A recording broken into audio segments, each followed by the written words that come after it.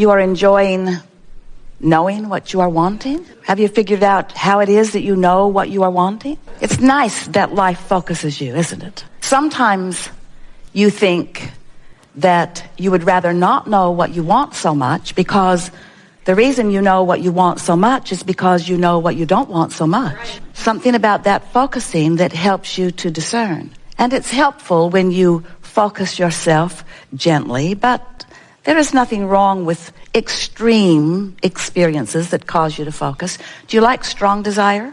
Yes. Do you enjoy strong, not yet manifested desires? Not so much. That's interesting, isn't it? And yet, if you knew what we know, and at some level you do, if you knew that if a desire exists, it can be manifested, then wouldn't the promise of that manifested desire make it worth the unfulfilled yet desire if you really knew? Yes. So what's the holdup? How is it that you don't really know?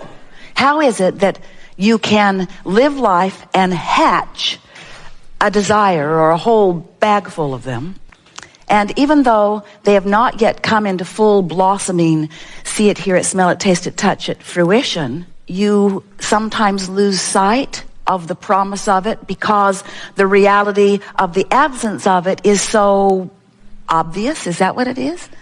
So you're hung up on what is. Is that what you're telling us? Are those the words we just put in your mouth? Yes. Those are the words we just put in your mind. Because what is, you like what is, don't you? You like what is. Why do you like what is so much? What is it about this manifested moment that is so intoxicatingly important to you? What is it about what is? Well, it's because you can decipher it so fully. All of your physical senses are observing it. So you're seeing it and hearing it and smelling it and tasting it and touching it. And you say, this is reality. And we say, it is. It is reality. It is a manifestation point. Because as you're being in your now, everything that you are perceiving through all of your senses, and let's talk about the sense that you hardly ever talk about, that is the most important sense of all, and that is your emotional sense, how you feel in the moment, what you're seeing, what you're hearing, what you're smelling, what you're tasting, what you're touching, but what you're feeling in the moment, that's your manifestation point, isn't it? That's your manifestation point. The manifestation of the emotion within you is really big, isn't it? And we think that that's why your now has you so captivated. And we're not trying to talk you out of being captivated by your now. We're just trying to talk you into using your ability to focus so that as you are observing your now, you can hold yourself in alignment, or at least not so far out of alignment with the things that you have asked for that are already vibrationally gathered, that you have not yet come to the place of being able to translate in the fullness of your physical senses to the point that you call it reality or manifested. So we think what we're really talking about here today, are you with us so far? Mostly? Yeah, mostly you are.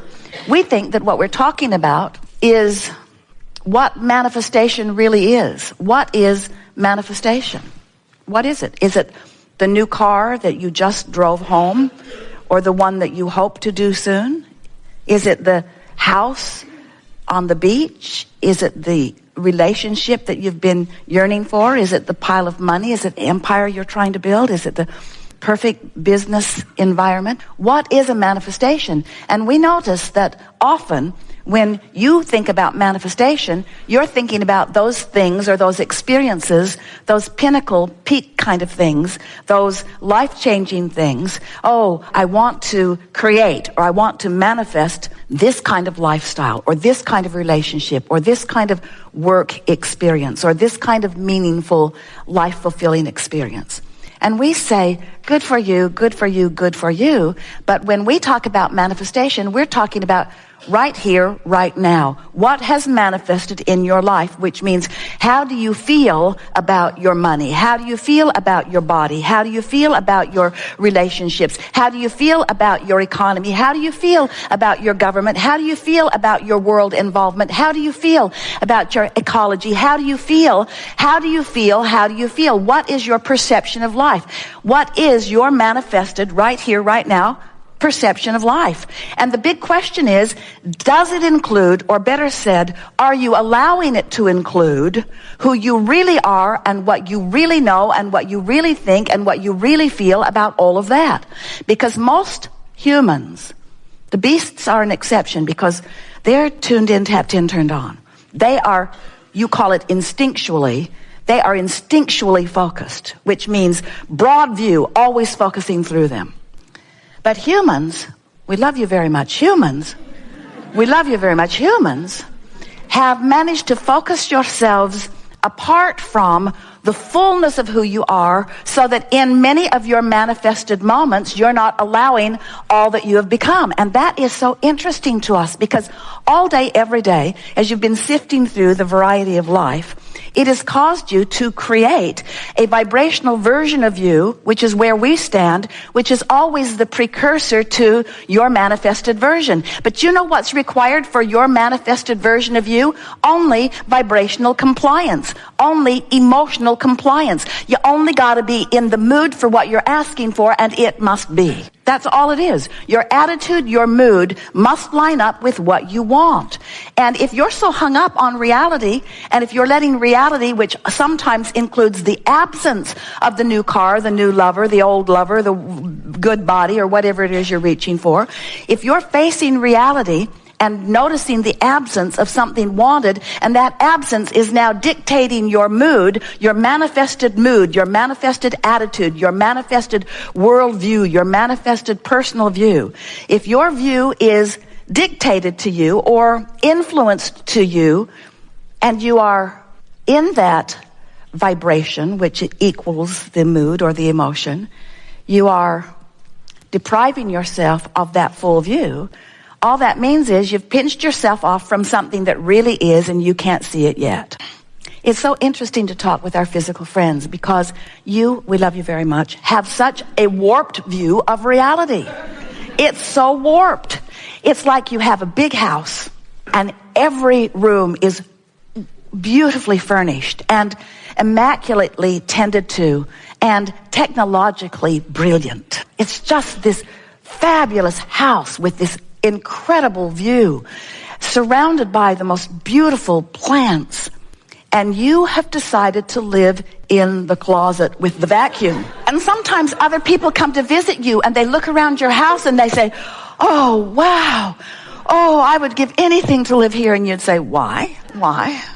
Because without meaning to, you have practiced yourself into viewpoints that are depriving you of the fullness of all that you are. And we want you to come out into the rest of your house. We want you to come out into your world. We want you to find a way, a little more every day, to allow your full view of not just what is, but what is becoming. Because what is changing in relationship to what your viewpoint is, you see. Everything is perceptual. So if you are sick, it's a perceptual thing. And often you will say, no. It's proven by the tests, by the facts. There are a lot of people who are confirming this sickness, or confirming this bankruptcy, or confirming where I stand. And we say, all that is happening is that you are perceiving fragments of that which you really are, because you are practiced at not allowing the fullness of who you are to manifest. So when we talk about manifestation, what we're really talking about is your perception of what's around you, your perception of your body, your perception of your world, your perception of your economy. That's the big one these days. So many people perceiving based upon what other people are perceiving. That's like saying, well, my mother lived in the closet and her mother lived in the closet, and I thought we were just supposed to live in the closet. And I know it's not rational when I listen to you, Abraham. I know that I could just open the door and come out, but it's not easy to open the door and come out when I've been in here for so long. Now, this analogy is strong. You laughed at it at first. Now it's starting to depress you. But the reason that we offer analogies is because we want to get your attention. We would like you to leave here today saying to yourself, I want full view. I want full view, which means I want to be, moment by moment, day by day, up to speed with how the source within me is viewing life. And what we mean by that is you are so much more than these physical bodies. You are so much more than this physical beingness that you sometimes or even often perceive. You have source within you. You are more vibration than you are anything else. So we would like to convince you that this is a vibrational world. It's a vibrational world that is changing constantly and has already changed in ways that please you, that you are depriving yourself of seeing because you haven't come out of the closet yet. You're still hiding from the real reality as you are scrutinizing the limited reality. And when you realize that there is a bigger reality, we want to coax you over here into this vibrational reality, this vortex of creation. We want to coax you over often enough, speaking to you in reasonable terms until we elicit from you a vibrational resonance that then gives you full view. Sometimes in your human vocabulary you say, oh, then I saw the light. Then I saw the light. And we say, yeah, that's what we're talking about. Then I remembered who I am. Then I remembered that all is well. Then I remembered why I'm here. Then I remembered who I am. Then I remembered all is well. Then I remembered who I am. Then I remembered how it feels. Then I remembered. And it's a visceral memory. It's a lighthearted memory. It's a all is well memory. It's everything is good memory. It's that it doesn't matter what appears to be through my screwy, limited, self-inflicted interpretation of manifestation. We want you to hear us and believe us when we say there are manifestations in your vortex that if you will hope for them and believe for them and eventually come to know them, they will manifest in full view for you. Have you ever had an experience of sharing the planet with others who don't see it the way you do? Has that ever happened to you? Have you ever been in a particular place in time where you were laughing and someone else was crying and you were standing in the same space? Have you ever noticed that perception is about what's happening to you individually, not about what's happening to you collectively? But if you are able to drum up enough attention to the collective, from CNN does a good job of it and so forth, that the individual perspective is then skewed by the larger perspective, then you begin feeling much the same way, and then you begin having more and more of the same experiences. That's really what economic tides are about. In other words, if you could listen as a collective consciousness to 30 days of good news about your economy, it would become a global reality. You don't have to wait for them to figure that out. It can become a personal reality, you see. You don't have to wait for anyone to figure out. You don't have to wait for the manifestation that you've been observing to improve before your mood improves. In fact, that's backwards of what deliberate creation is. If you can figure out how to improve your mood, your improved mood will put you in a vibrational resonance with the broader point of view. And when your personal point of attraction harmonizes with the point of view of the source within you, you have a point of attraction that is so powerful, nothing can keep it from being. But if you let your point of attraction get separated from that larger view, there's not enough action in the world. You cannot buck your own current, you see. So now we're going to start at the beginning of this, just briefly. We know you've heard it from us, but in light of what you just heard us say, now we're going to rework that into the picture that you've been hearing before. So you were source energy before you came into these physical bodies, and the larger part of you still is source energy.